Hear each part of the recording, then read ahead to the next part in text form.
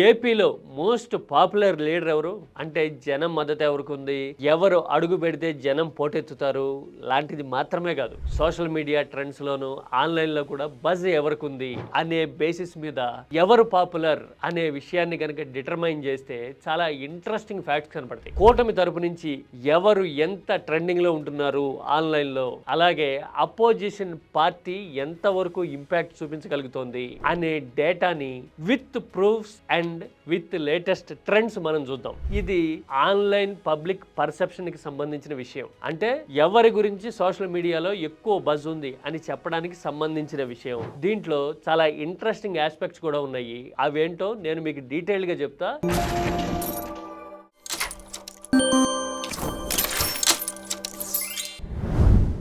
రాజకీయాల్లో గెలవడం వేరు, పబ్లిక్ లో పాపులారిటీ ఉండడం వేరు, అలాగే సోషల్ మీడియాలో ట్రెండింగ్ లో ఉండడం అనేది కూడా సపరేటే. అంటే మూడు వేరు వేరు విషయాలు అవుతాయి కొన్నిసార్లు. అంటే పాపులారిటీ ఉన్న వాళ్ళందరూ గెలవక్కర్లా, గెలిచిన వాళ్ళందరికీ అంత పాపులారిటీ ఉండాలనేవి లేదు. అయితే సోషల్ మీడియాలో ఎవరి బజ్ ఎక్కువగా ఉంది, ఏపీలో హ్యాష్ ట్యాగ్స్ ఎవరివి ట్రెండ్ అవుతూ ఉన్నాయి అనేది చూస్తే గనక మనకి కొన్ని ఇంట్రెస్టింగ్ లీడ్స్ కనపడతాయి. ఒకసారి కూటమితో మొదలు పెడదాం. కూటమిలో ముగ్గురు ముఖ్య నాయకులు ఉన్నారు అని అనుకుంటే ఎవరి బజ్ ఎంత ఉంది అనేది ఒకసారి నెంబర్స్ చూద్దాం. మీరు స్క్రీన్ మీద చూస్తా ఉన్నారు. ఇలా చంద్రబాబు నాయుడు హ్యాష్ ట్యాగ్ తో సెర్చ్ చేస్తే 4.1 మిలియన్ వరకు ఉంటుంది ఆయన బజ్. అంటే ఇప్పటి వరకు హ్యాష్ ట్యాగ్ తో 4.1 మిలియన్ టైమ్స్ ఆయన గురించి చెప్పడమో రాయడమో జరిగిందనమాట.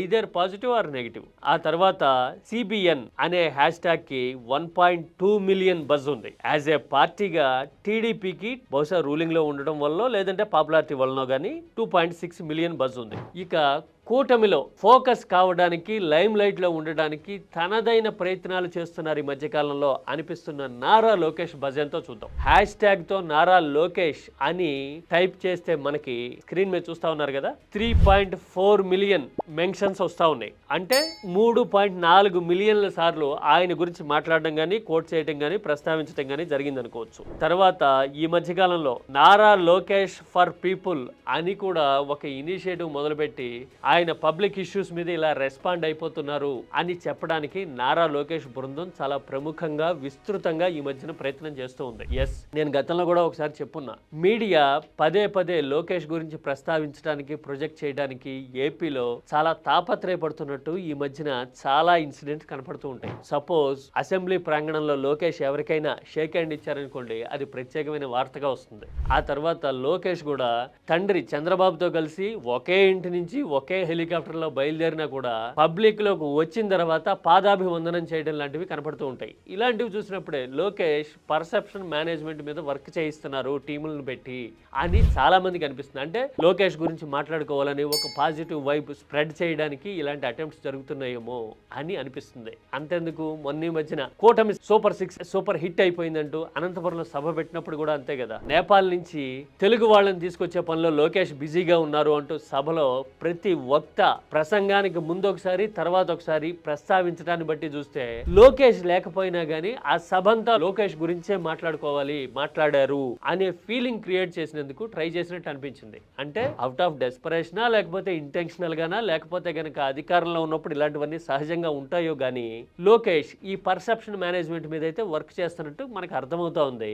బహుశా దాని రిజల్ట్ అనేమో 3.5 మిలియన్ వరకు హ్యాష్ ట్యాగ్ బజ్ అనేది లోకేష్ క్రియేట్ చేసుకోగలిగారు. ఇది టీడీపీ వైపు నుంచి. ఇక కూటమిలోనే మరో భాగస్వామ్య పక్షం జనసేన సంగతి ఏంటనేది ఒకసారి చూద్దాం. హ్యాష్ ట్యాగ్ తో సెర్చ్ చేస్తే పవన్ కళ్యాణ్ కి ఆన్లైన్ బజ్ 4.6 మిలియన్ ఉంది. అంటే more than CBN, more than CM, deputy CM కి ఆన్లైన్ లో ఎక్కువ బజ్ ఉంది అని అర్థమవుతోంది ఈ నెంబర్ చూస్తే. అంటే సినిమా గ్లామర్ వలన, లేదంటే పవన్ కళ్యాణ్ ఫ్యాన్స్ అభిమానాన్ని అదే పనిగా ఆన్లైన్ లో షేర్ చేయడం అనే పనిలో ఉండడం వల్ల గానీ సీఎం ని మించిన బజ్ ఏపీలో డిప్యూటీ సీఎం కు ఉంది అని ఈ నెంబర్ చూస్తే అర్థమవుతుంది. ఆ తర్వాత యాజ్ ఏ పార్టీగా జనసేనకి 1.5 మిలియన్ బజ్ ఉండటం అనేది ఓ మోస్తరుగా కనబడుతుంది. అంటే పార్టీగా కన్నా కూడా యాజ్ ఏ పర్సన్ పవన్ కళ్యాణ్కి పబ్లిసిటీ పొటెన్షియల్ అనేది ఎక్కువ ఉన్నట్టు మనకు తెలుస్తుంది. ఇది అధికార కూటమి. మరి విపక్షం సంగతి ఏంటి? జగన్మోహన్ రెడ్డి ఈ హ్యాష్ ట్యాగ్ బజ్లో ఎక్కడున్నారు అని చూస్తే గనక మనకి హ్యాష్ ట్యాగ్ వైఎస్జే అని టైప్ చేస్తే 2.5 మిలియన్ బజ్ కనిపిస్తా ఉంది. అంటే almost 2.5 million times Jaganmohan Reddy ప్రస్తావన గానీ ఆయన మీద కామెంట్స్ కానీ వచ్చాయి అని అనుకోవచ్చు. జగన్మోహన్ రెడ్డి అనే ఫుల్ నేమ్ తో కనుక సెర్చ్ చేస్తే దాదాపు 8 to 9 lakhs time recent times లో జగన్మోహన్ రెడ్డి గురించి చర్చ జరిగినట్టు అని అర్థమవుతోంది. అంటే ఈ రెండు చూస్తే దాదాపు 3.5 మిలియన్ బజ్ ఇండివిజువల్ గా జగన్ కు ఉంది అని అనుకోవచ్చు. ఇంకొక ఇంట్రెస్టింగ్ ఎలిమెంట్ ఏంటంటే జగన్ మార్క్ గవర్నెన్స్ అని చూస్తే 1.1 మిలియన్ కి పైగా ఫాలోయింగ్ కానీ డిబేట్స్ కానీ డిస్కషన్స్ కానీ దాని మీద జరిగినట్టు మనకి ఆన్లైన్ ట్రెండ్ చూపిస్తోంది. అంటే జగన్ పాలన మీద కూడా జనంలో చర్చ ఉంది. బహుశా టీడీపీ మార్క్ రూలింగ్ అనో చంద్రబాబు మార్క్ రూలింగ్ అనో సెర్చ్ చేస్తే మాత్రం ఇలాంటి హ్యాష్ ట్యాగ్ కనపడదు. అంటే ఇండివిజువల్ గా బజ్ ఉంది, దాంతో పాటు